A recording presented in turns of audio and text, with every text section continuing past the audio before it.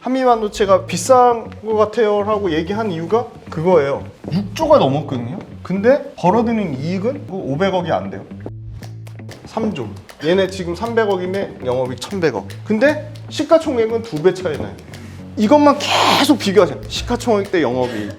그것만 해도 엄청나게 압축하거나 줄이실 수 있어요.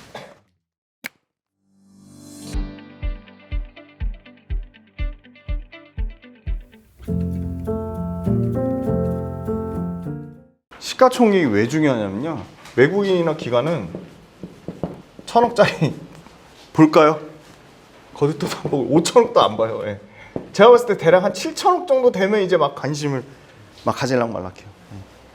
개인 투자자가 너무 대단해져가지고 저는 외국인 기관이 절대 꿀리지 않는다고 생각하지만 그럼에도 불구하고 수급을 땡기려면 외국인 기관이 사주는 회사를 사는 게 상대적으로 유리할 수밖에 없다.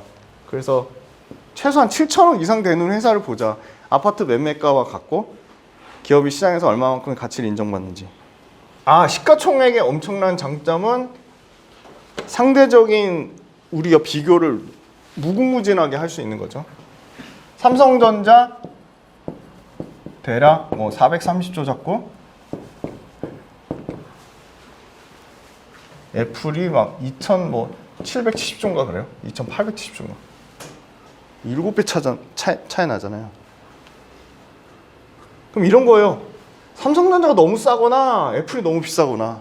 애플이 너무 비싸다고 말하기는 어려울 거고 삼성전자가 너무 싼 거죠. 왜? 소프트웨어는 모르겠지만 어찌됐건 삼성전자는 하드웨어를 갖고 있으니까. 애플은 하드웨어 일도 없잖아요. 다 죄다 외주에 맡기잖아요. 그럼 그렇게 상대적으로 비교해보면 완전 전체 글로벌 원탑이잖아요. 탑티어인데 그렇게 비교해도 삼성전자 손색이 없는데 삼성하고 아무 관련 없습니다. 근데 430조다? 그럼 이렇게 비교하면 상대적인 비교를 하면 삼성전자가 싼 거죠. 그럼 여기서 더 디테일하게 넘어가는 거예요. 그러면 삼성전자가 연간 벌어들인 매출과 이익과 이익률, 애플이 벌어들인 매출과 이익과 이익률. 그래서 그때 한미반도체 저는 관심이 1도 없는데 한미반도체가 비싼 것 같아요 라고 얘기한 이유가 그거예요.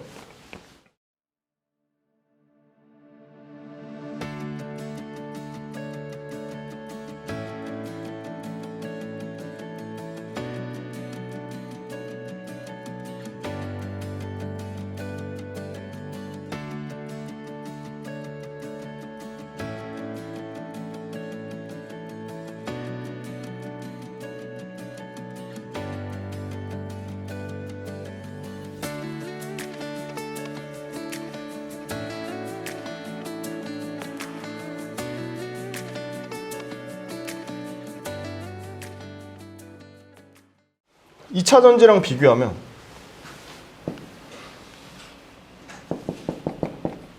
(6조가) 넘었거든요.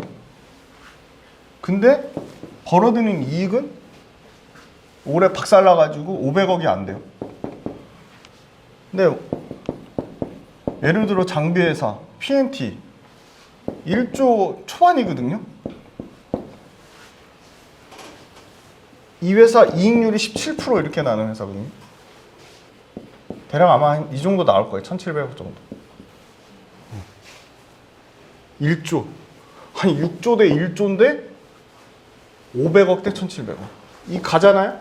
얘네 늘어난다고 쳐요. 1100억 되잖아요? 2500억 이렇게 늘어나요. 얘네 늘어나는 거 못지않게 PNT도 영업이익 늘어나거든요. 그럼 이 격차가 줄어들어야지 정상인데 그럼 역으로 비싼 걸로도 추산해 볼 수 있죠. 비싼 거.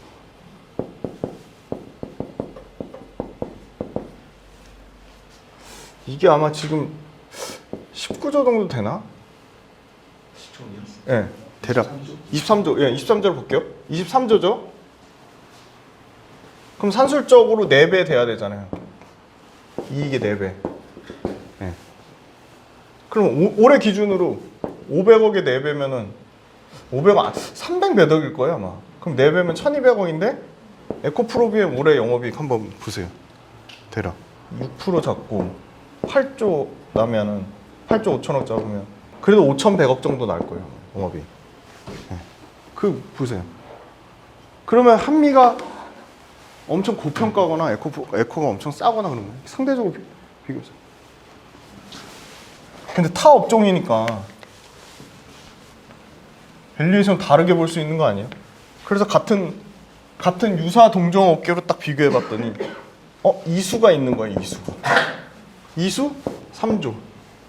당장 얘네 지금 300억인데 이수 당장 영업이익 1,100억. 이게 1,600억, 2,100억 이렇게 올라가요. 근데 얘네는 1,100억 추정치예요. 1,400억 이렇게 올라가요. 근데 시가총액은 2배 차이 나요. 이것만 계속 비교하세요. 시가총액 대 영업이익. 예. 그것만 해도 엄청나게 이 압축하거나 줄이실 수 있어요. 최근에 그래도 좀 지수가 회복되는 것 같아도 이익의 가치는 변동성이 되게 크잖아요. 근데 자산 가치는 변동성이 이익만큼 크지 않잖아요. 그래서 봤더니 PBR 0.91배인 거예요. 코로나 때 1.3배가 넘었고요. 그 다음에 중국 때문에 중국 리오프닝 관련돼서 아까 말씀 제가 롯데케미칼 3배 먹었을 때 그때가 1.3배가 넘었어요. 그때 연도까지 제가 딱 기억해서 말씀드리면 좋은데 0.8배 근처 되니까 왜냐하면 자산 가치는 변동성이 적기 때문에 굉장히 신뢰성 있는 데이터더라고요.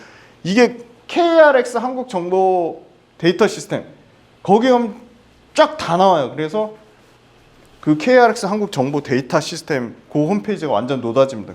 그래서 거기 봤더니 12월 1일자 어제 PBR 0.91배. 그럼 또 이거 코스피 기준으로 찾아드렸으니까 코스닥 한 숙제로 한번 찾아보세요. 코스피 3,300 찍었을 때 코스닥도 최고점이었거든요. 그때 PBR이 몇이었는지 그리고 지금 기준 PBR 몇이었는지 코스닥을 한번 이렇게 데이터로 한번 찾아보시면 재밌어요. 이거 미치도록 재밌습니다. 이거 배당을 주주들이 보유한 지분에 따라 기업이 벌어들인 돈의 일부를 지급하는 건데 배당 성향, 주당 배당금, 배당 수익 이렇게 돼 있는데 가져왔죠. 이거 어려운 거 아니고 네이버 금융에 있습니다. 네이버 금융에 요 옆에 카테고리 중에 배당이라고 따로 있어요. 또 막 배당에 대해서 부정적으로 얘기하시는 분은 제대로 배당 투자하지도 않으면서 야 주가 떨어지는 것보다 배당 먹는 것보다 주가 떨어지는 게 더 그러잖아. 그 얘기 하시잖아요. 그나마 이런 건 그래도 제도 좀 개선돼가지고 아시죠? 이제 사전 배당금 얼마 딱 보고 투자할 수 있어요. 수익률 계산해가지고. 그래서 봤더니 제가 또 나름 또 친절하게 여기다 딱 이렇게 표시까지 그나마 변동성 적은데 꾸준히 보이시나요? 1,000원, 1,200원, 1,400원. 성향은 69%. 이익 좀 걸려요, 이게. 적정 수준의 이익을 배당하는 게 중요한 거지. 이익 난다고 그걸 전부 다 배당하는 거는 그러면 그거 몇 프로 정도 저는 30% 정도가 적당하다고 봅니다. 이게 너무 과해요. 그냥 이익 나는 거 치다. 왜? 이 양씨 일가 대신증권의 최대 주주가 많이 갖고 있어서 그래요. 증권회사 중에 한 7등 정도 하는 회사거든요. 전 대신증권 안 망할 것 같거든요.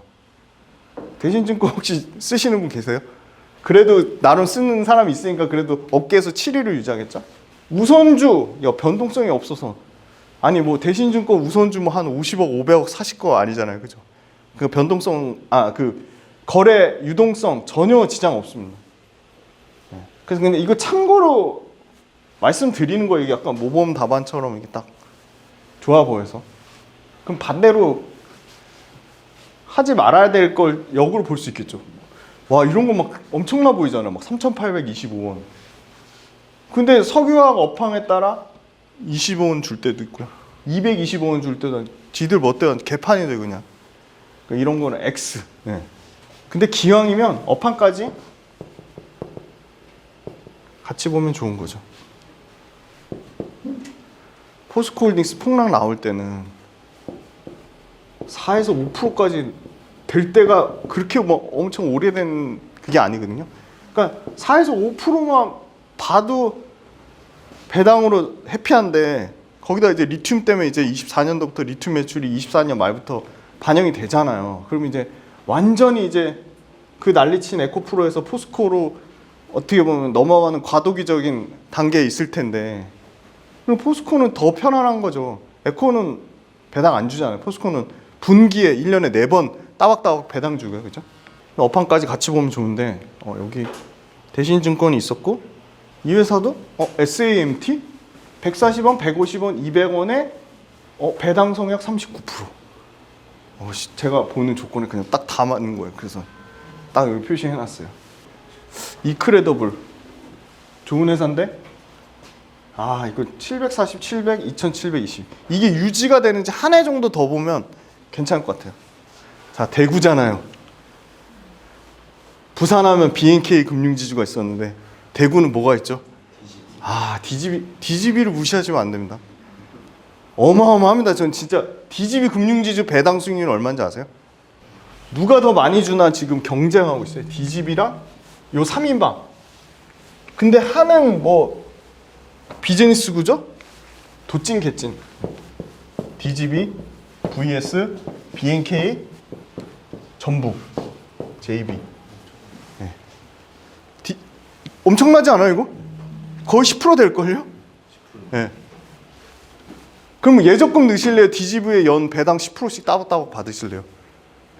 네. 싸지면 더 배당, 더 한 줄 더 사가지고 배당을 더 많이 받으실 수 있는데.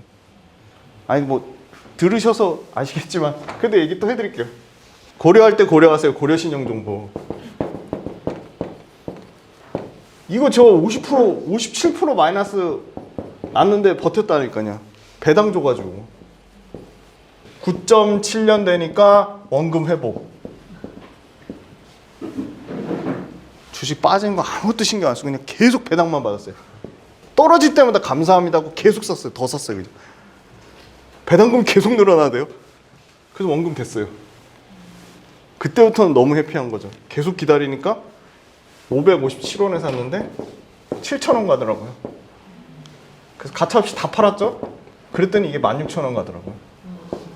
근데 이거 안 아쉽죠. 왜냐면 난 배당으로 원금 챙겼으니까. 전 그게 더 중요하다고 보거든요. 원금을 챙겼다는 거. 보세요. DGB 금융지주 싸게만 잘 사시면 10% 배당 나오죠? 주가 빠질 때 있겠죠? 그럼 이게 12% 올라가겠죠? 저보다 더 빨리 원금 회복하실 원금 배당금으로 얻으실 수 있어요. 8년. 이거 약간 DGB 약 파는 것 같은데 그건 전혀 아니고요. 이거 이 꿈의 숫자를 제가 봤거든요. 이거 BNK도 마찬가지더라고요. 10%대 나오더라고요. 금융주는 전 진짜 성장을 못하는 산업인데 그래도 이 고배당주로서의 매력은 굉장히 있다고 봅니다. 야, 배당 너무 좋다. 나 100% 다 배당할 거야. 이건 또 전혀 아니에요. 이거는 저희가 주식을 결국은 성장주에, 구조적인 성장주에 투자해가지고 경제 독립 이뤄야 되는데 배당 이건 너무 늦어요. 이거는 모범답안까지 가르쳐드릴게요.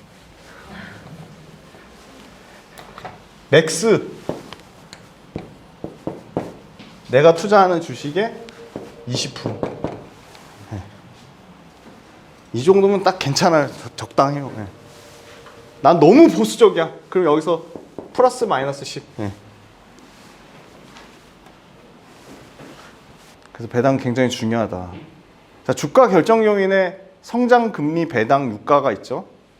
유가는 이제 원자재 속하는 거고, 대표적인 영향력이 압도적으로 금리예요. 그래서 금리 계속 금리 하잖아요. 그래서 금리 때문에, 근데 금리를 따지기에는 미국의 빅테크는 현금을 어마어마하게 갖고 있으니까 사실 금리 영향 없어요. 근데 우리의 대표 선수 2차 전지는 계속 외부에서 돈을 차입을 해야 되니까 이 금리가 치명타인 거예요. 이거를 너무 왜곡해서 듣지 않으셨으면 좋겠어요. 전 굉장히 지금 에코프로가 삼성 SDI랑 초대형 계약을 맺었지만 44조를 맺었지만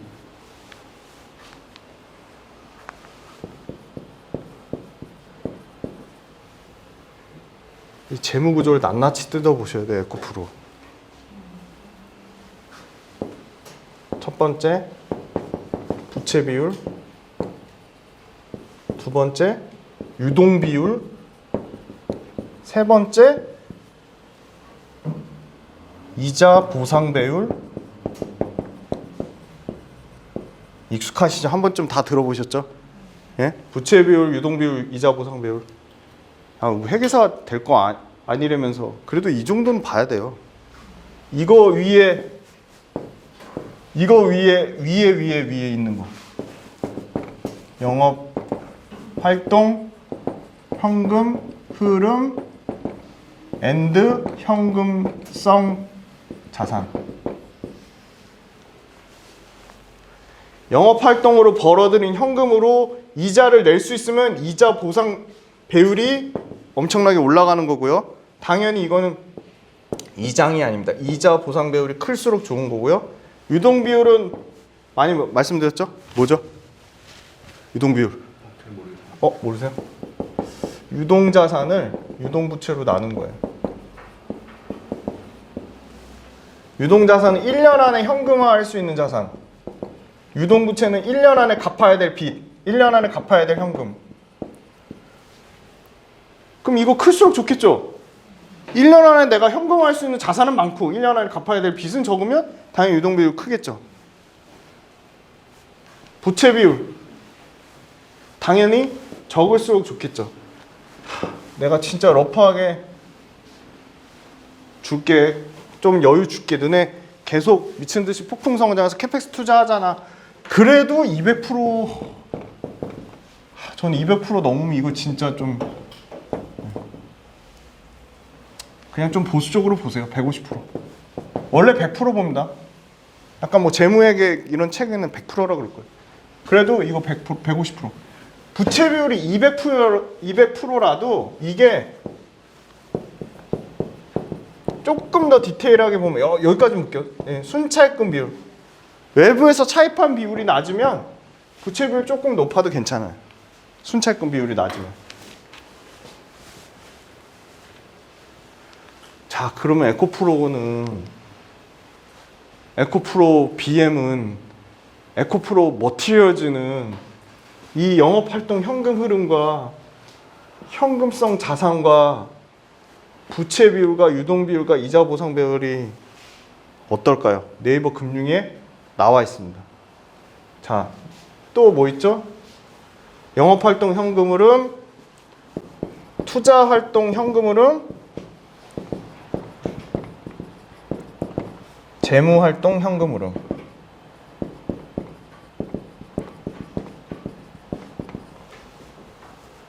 영업활동 현금은 플러스로 계속 커져야겠죠. 회사가 영업으로 벌어들인 현금이 계속 쌓여서 많아져야 되니까 당연히 좋아져야 되는 거고, 투자활동 현금이 플러스라는 거는 당연히 캐펙스 투자 많이 하는 거니까 이건 플러스가 나쁜 건 아니에요.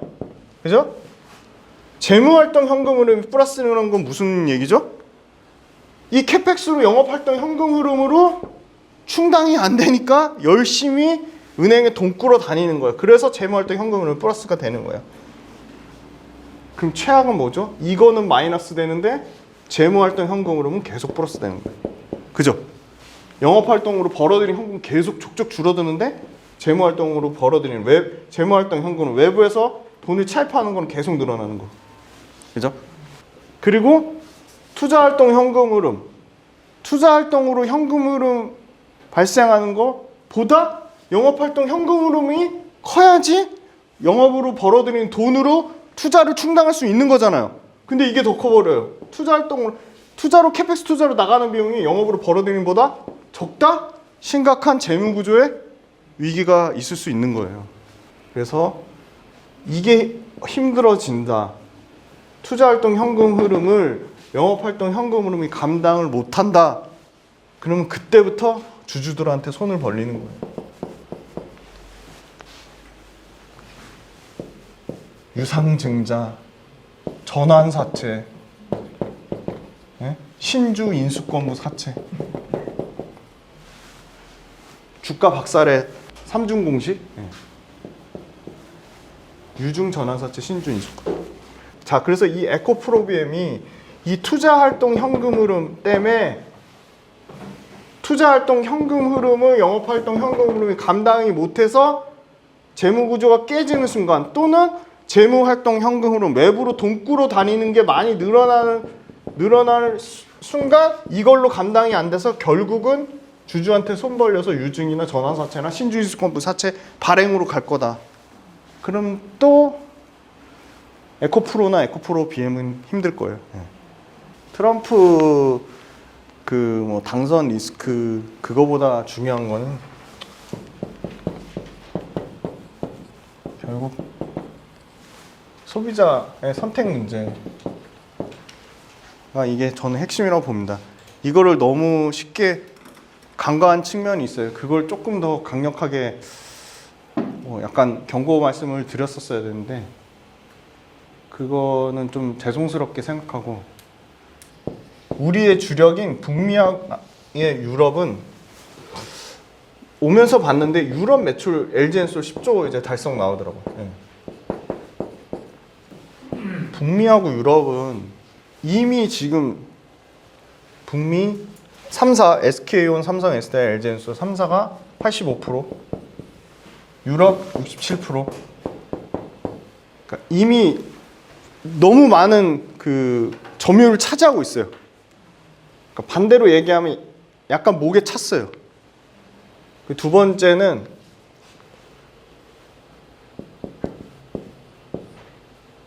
중국하고 우리나라는 전기세가 엄청 싸니까 소비자 측면으로는 사실 전기차가 훨씬 효용 가치가 더 큰 거예요. 야, 신기하게 지금 여기서 밥 먹으러 갈 때 택시 타는데 전기차, 여기 올 때 택시 타는데 또 전기차였거든요. 근데 만족도가 너무 높으시더라고요. 네. 저만 해도 휘발유차 타는데 무조건 이제 전기차 바꿀 건데, 근데 이 효용 가치를 따졌을 때 북미나 유럽이 우리나라만큼 전기세가 안 싼 게 문제거든요. 막 이런 얘기 해요. 또 뭐 신재생이 되니까 신재생으로 다 전기세 엄청 싸질 거다. 맞아요. 그거는 50대 50. 일부 반은 맞고 반은 틀려요. 신재생도 결국은 미국, 유럽에서 정부에서 정책적으로 엄청나게 지원해줘가지고 땡긴 산업인데 여기서 더 지원해가지고 더 부양한다? 쉽지 않아요. 신재생 업체들, 풍력이나 태양광 업체들이 자생적인 경쟁력을 가져야 되는데 쉽지 않다. 그래서 신재생으로 뭐 전기세를 낮춰가지고 소비자가 운영비, 유지비가 힘들어가지고 그거를 일부 이 신재생이 커버해준다? 그거보다는 효용 가치가 휘발유차보다 떨어져가지고 당분간은 강제하기가 쉽지 않은 상황이에요. 네. 소비자의 선택의 문제에서 계속 지금 퀘스천 마크가 나오고 있습니다. 그래서 트럼프 이런 거 중요한 게 아니고, 그리고 우리처럼 진짜 똘똘 뭉쳐가지고 이렇게 집단주의로 행동하는 나라가 아니잖아요. 너무 잘 아시겠지만 엄청난 개인주의, 유럽, 북미 다 심각할 정도로 개인주의. 정부에서 뭐 하라고 하든 말든 선택 안 하면 그냥 끝나는 거예요. 선택 안 해요. 지금 안 하고 있어요. 지금 안타깝게도. 그런데 그나마 희망적인 거는 선택은 안 하지만 거리가 너무 멀잖아요. 북미도 그렇고 땅덩어리가 너무 크니까. 그럼 우리나라처럼 대중교통이 엄청 잘 되느냐? 아니잖아요. 그래서 결국은 차를 타고 다녀야 되는데 두 가지가 있죠. 첫 번째는 기존의 휘발유 차들이 자기들이 가진 헤게모니를 놓기 싫어서 막 굳이 전기차를 적극적으로 뭐 하지 않은 측면이 있고, 뭐 강제해서 막 열심히 만들지 않은 측면이 있고, 그 사이에 막 테슬라가 마치 막 자기가 왕인 것처럼 호랑이 없는 굴에서 여우가 왕노를 탄 거고요. 테슬라 같은 경우는 전기차를 만드는 회사가 아니에요. 차를 만드는 회사가 아니니까. 근데 전기차 회사들이 경쟁력이 있는 차를 점점 신차를 많이 만들어낸다? 그러면 저는 희망이 보여요. 왜냐하면 와, 유럽하고 북미에서 계속 1등 찍은, 유럽에서는 이제 많이 떨어졌어요. 지금 5등까지 내려갔어요. 그러니까 전체 테슬라라는 그룹이 차지하는 유럽에서 9월달, 10월달에 매출 포지션은 5위고요. 테슬라 중에 싼 차 있잖아요. 모델 Y. 이거는 1등이에요. 계속. 근데 이게 얼마나 오래된 차냐. 6년, 7년 된 차예요. 아직도 모델 Y, 아직도 모델 3. 아무튼 모델 Y가 계속 9월달, 10월달 월별 데이터 1등 찍고 있는데 전체 테슬라로는 5등까지 떨어졌고요.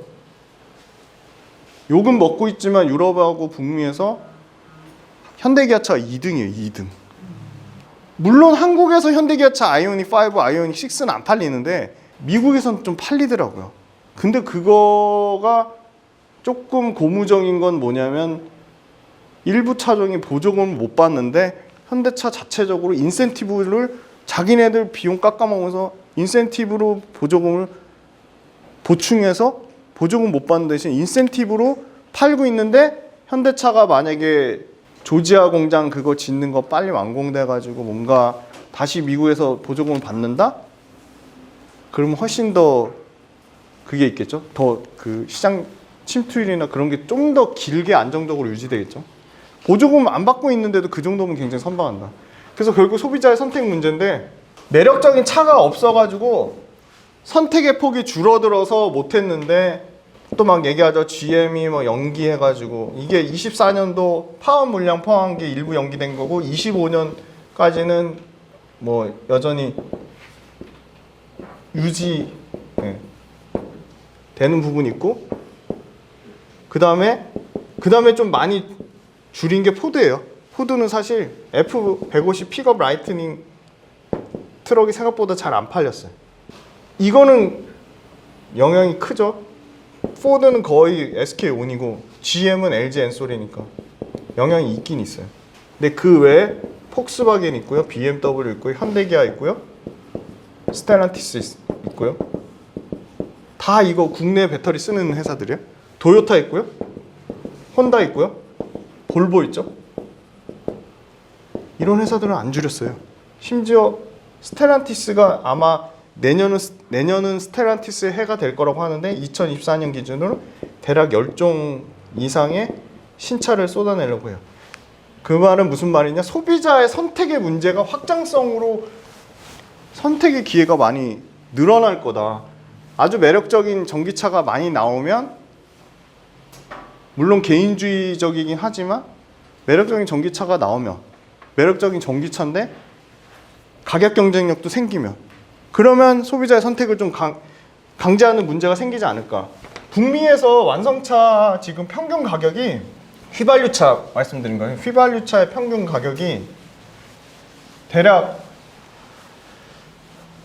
48,000불이래요. 48,000불.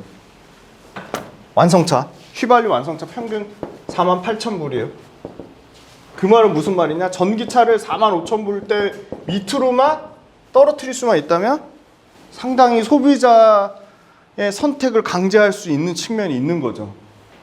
근데 이 휘발유차와 전기차에 우리 왜 신재생 에너지대 기존 석유화학 그 많이 들어보셨잖아요. 그리드 페리티.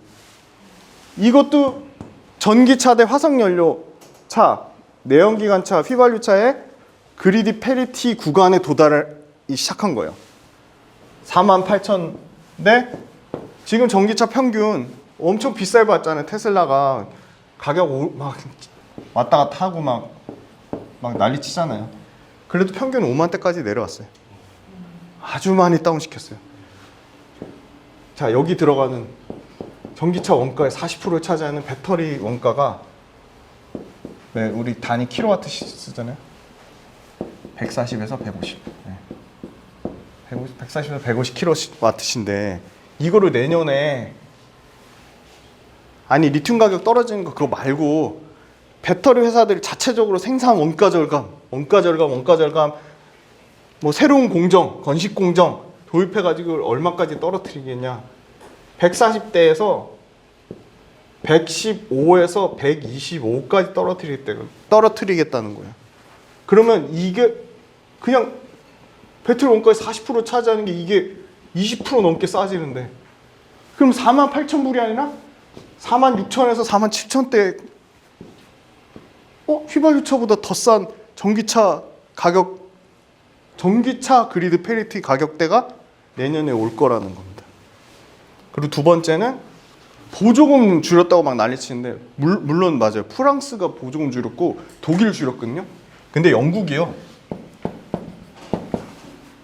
야, 24년도 내년 기준으로 22%는 무조건 전기차만 타. 야, 이거 25년도에 26% 올려. 야, 28년 기준으로는 야, 못해도 40%대. 순차적으로 올릴 거야. 밝혔거든요. 그럼 영국이 이렇게 하면 저는 무조건 독일하고 프랑스 따라간다고 봅니다. 뭐 스페인 뭐 다 따라간다고 봅니다. 네. 그래서 이렇게 강제해요. 보조금 일부 줄였지만 또 어떤 측면이 있냐면요. 폭스바겐하고 스텔란티스가 가장 강제하는 거는 유럽이니까 유럽에서 야 28년도부터 단계적으로 줄여. 그래서 32년까지 다 줄여. 그래? 그럼 안 줄이면 어떻게 할 건데? 너네 이제 벌금 왕창 때려 맞을 거야. 그래서 대략 예상되는 벌금이 휘발유차를 고집하면 2.3조에서 3.9조. 이 두 개 합산이 아니에요. 각각이에요, 각각. 그래서 최근에 5,700억 벌금 맞은 회사가 있죠, 완성차 업체. 이 벌금 때문이어도 완성차 업체가 이 휘발유차 생산을 중단하고 전기차 만드는 게 빨라질 거다. 그게 있고요.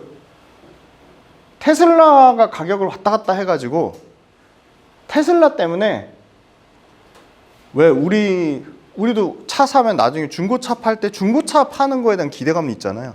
그거를 이 테슬라가 다 박살을 내버린 거예요. 그래서 소비자의 선택을 강제하는 문제 측면에서 이 벌금이 큰 역할을 차지할 거고 전기차 관련된 부분이 중고차를 정상적인 가격에 받게 되면 그 부분도 소비자 측면에서 상당히 메리트가 있을 거고 가격 측면에서 배터리가 120, 요 정도 킬로와트시 정도까지 빠지는 가격이 와서 이 전기차, 휘발유차의 그리드 페리티 구간이 오면 아까 말씀드린 소비자 선택의 문제를 조금 더 강제할 수 있는 부분이 있지 않을까 그렇게 보고 있고 리튬의 문제는 너무 중요하죠. 리튬의 문제는 리튬 생산 원가가 그러니까 가공하는 업체들의 생산 원가 수준이 15에서 맥스 20이래요. 킬로그램.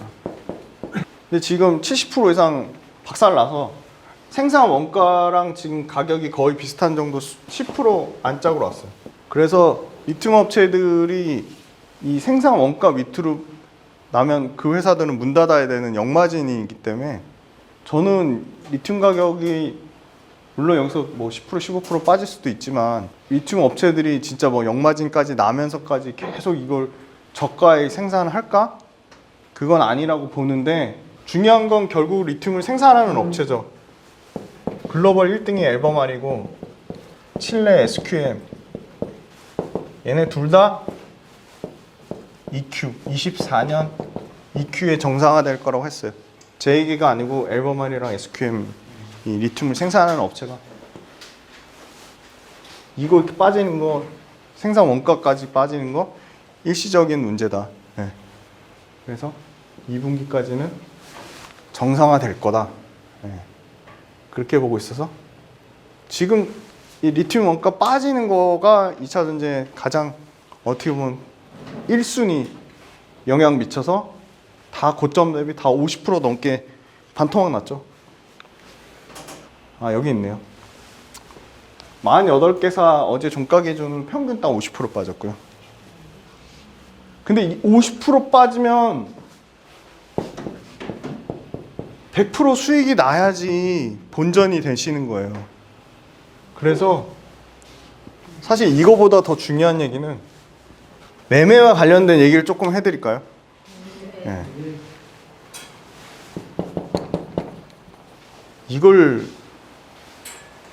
저도 이거 못해가지고 진짜 한 몇백억 부자 될 수 있었는데 못 됐어요. 손절을 못하시면 주식 투자를 하시면 안 돼요. 네. 슈퍼겜이라는 분들 실전 투자 대회 뭐 키움에서 영웅문 이런 거 하잖아요. 그 다음에 뭐 증권사에서 내부적으로 하는 것도 있고 방송에서 하는 것도 있고 이런데 매매로 검증하신 분들이나 실제로 주식으로 몇백억 돈 버신 분들도 몇십억이 깨지는데도 몇백억이 깨지는데도 손절을 해요. 물론 저는 컴투스나 FNF가 어떻게 보면 굉장히 솔직히 운이 좋았다고 생각을 해요. 왜 그거 말씀드리냐면 삼성전자, 포스코, 기아차 정도만 살아남았어요. 2000년 말이랑 23년이라. 그러니까 무조건적인 장기 투자를 하는 거는 굉장히 우리가 경계해야 된다. 그래서 포트를 나누시는 거예요. 장기 계좌, 중기 계좌, 단기 계좌. 이게 사이버머니가 아니잖아요. 그러니까 막 본인 저도 그래요. 저도 그래요. 와, 나 수익 100% 났어. 막 200% 났어. 수익 30% 났어. 한 달밖에 안 갖고 있었는데 수익 40% 났어. 암만 수익 40% 나면 뭐예요? 제발 그 수익 실현을 하셔야 돼요. 수익 실현. 수익 실현. 진짜 이거 업종이야. 계속 공부시켜 같이 공부할 건데 수익 실현, 수익 실현. 와, 전부 다 줌을 쓰네. 코로나 때 알서포트라는 회사를 투자했거든요. 170% 수익이 났어요. 너무 욕심이 생긴 거야. 드디어 내가 또 FNF에 의해서 500% 찍어? 이거 지금 마이너스 몇 프로 된 줄 아세요? 78%예요.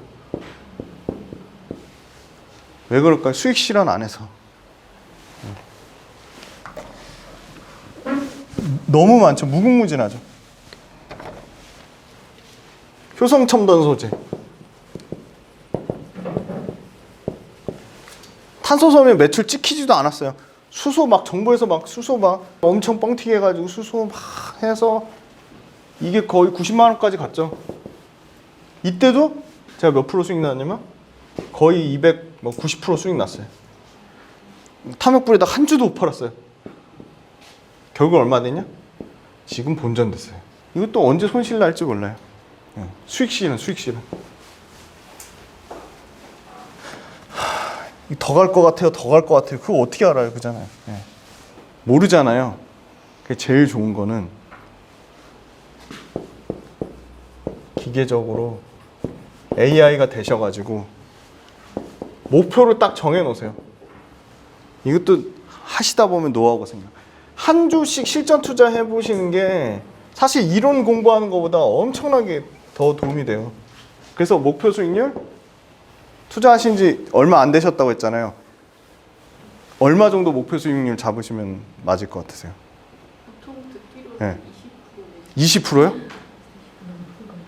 20%요? 아, 네, 20%. 워렌 버핏이 연평균 아시죠? 22% 정도. 이게 합리적으로 한번 기준 잡는 걸 알려드릴게요.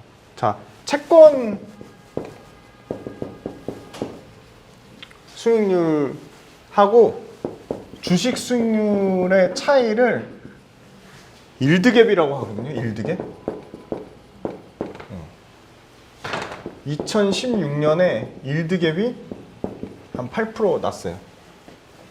근데 지금은 채권 때문에 일드갭이 2% 미만이에요. 그러니까 주식 수익률은 올라가고 채권 수익률이 떨어져야지 일드갭이 올라가는 거예요. 아, 이거 거꾸로 썼는데 주식 수익률 빼기 채권 수익률이요? 그게 일드갭이에요. 네. 그럼 변동성 크니까 채권보다는 좀 안정적이게, 채권보다는 수익률이 높아야지. 위험 자산인데. 그래서 야, 나는 그래도 3년 보유할 건데 2배 봐야지. 3년 보유한다 치고 100% 목표를 잡아요. 이거 어마어마한 숫자인데 그래도 이렇게 잡아요. 근데 내가 진짜 공부 열심히 하고 뭐 기술적 분석도 하고 밸류에이션 분석도 해가지고 어라? 2.5개월 만에? 2달 만에 40% 수익이 났어요.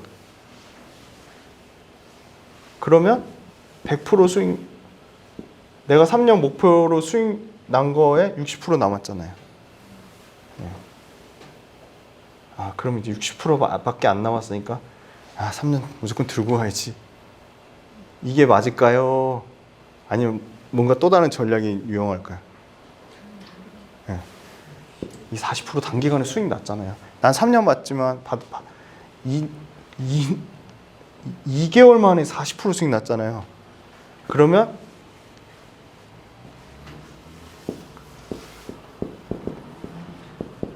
내 마음의 크기만큼, 내 마음의 크기라는 건 이 40% 수익 난 게 빵 돼서 마이너스 50% 돼도 난 상관없다.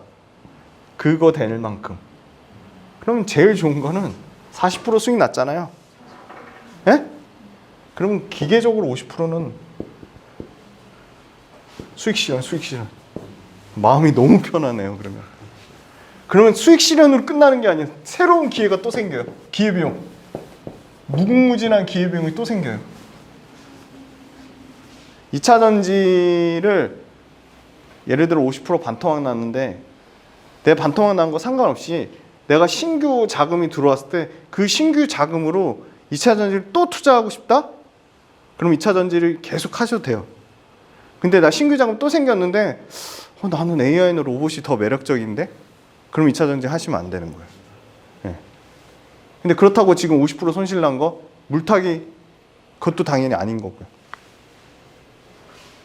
또 이렇게 얘기하면 2차 전지 또 엄청 부정적으로 얘기하는 것 같은데 그건 아니에요. 그죠?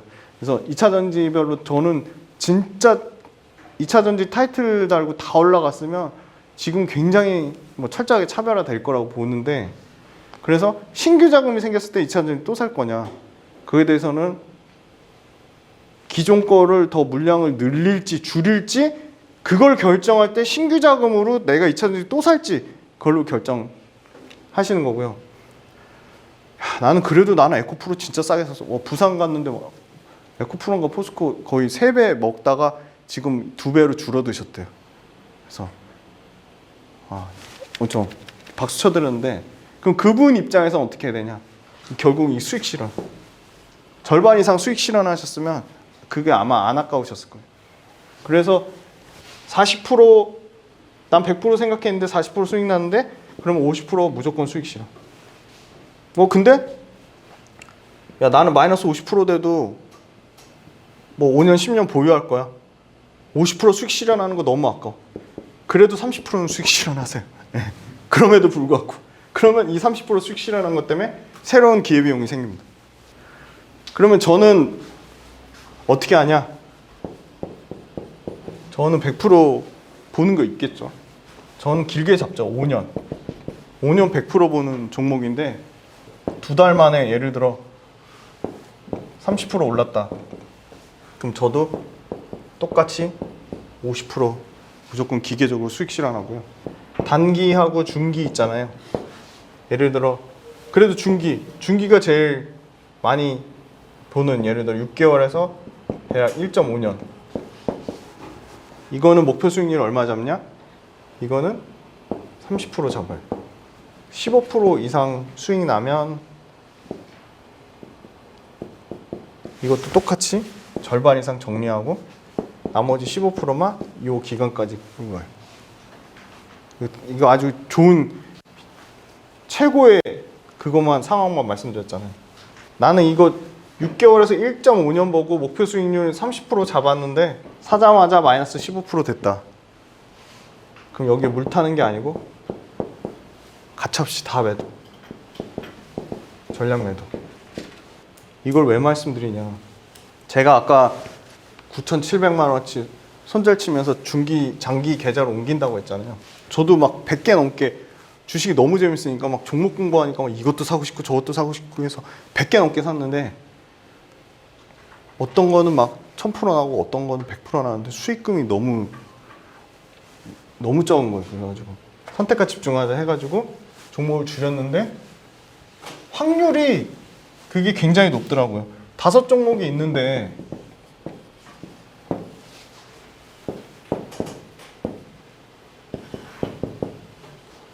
다섯 종목 다 수익 났어. 아니면 5종목 다 손실 났어. 그럼 아까 그렇게 하시면 되는데 이럴 수 있잖아요. A 종목 30% 수익 났고 B 종목 20% 수익 났고 뭐 C 종목 뭐 마이너스 15%고 D 종목 마이너스 20%고 F 종목 뭐 마이너스 뭐 40%. 그럼 이거 손실률을 줄일 수 있는 방법이 어느 게 제일 효과가 있을까요? 보통 다 깎으라 하거든요. 이거 열심히 팔아가지고 일로 물타기 막 하거든요. 미친 듯이 하거든요. 최악이 최악. 이거 올라올 때마다 팔아서 이쪽으로 가면 확률이 훨씬 높아져요. 그래서 이게 아까 내 딱 정한 목표 수익률 됐을 때 요거 아까 요로 갈아탄 만큼 팔아서 현금화 하시는 거예요. 수익 실현. 이해 혹시 되셨나요? 이거 마이너스 40%, 마이너스 20%, 마이너스 15% 붙잡지 마시고 이거를 올라올 때마다 조금씩 현금화해서 20%, 30%, 15%난 거에 더 그냥 극단적으로 얘기하면 물타기는 진짜 아닌 거고요. 그래도 물타기, 불타기 중에 불타기인 거예요. 그게 확률이 훨씬 높아요. 마이너스 40%, 20%다 잘라서 20%, 30% 해서 그 중에 절반 이상은 수익 실현. 그래서 현금화 해서 따로 빼세요. 그래서 그거를 배당금 계좌에 넣어놓든지 그렇게 하시죠. 전략적으로. 그래서 저는 수익이 많이 나니 생긴 것들을 너무 팔고 싶어 미치겠는데 그거 안 팔고 손실 나는 것들을 계속 손절 쳐가지고 수익 나는 거에 계속 합치고 있어요. 그래서 거기서 일부 수익 실현해서 현금화 하니까 와 막 진짜 세상이 달라 보이고 너무 1억 가까이 손절 쳤는데 너무 달라 보이는 거죠. 그래서 좀 전략적으로 하셔야 됩니다.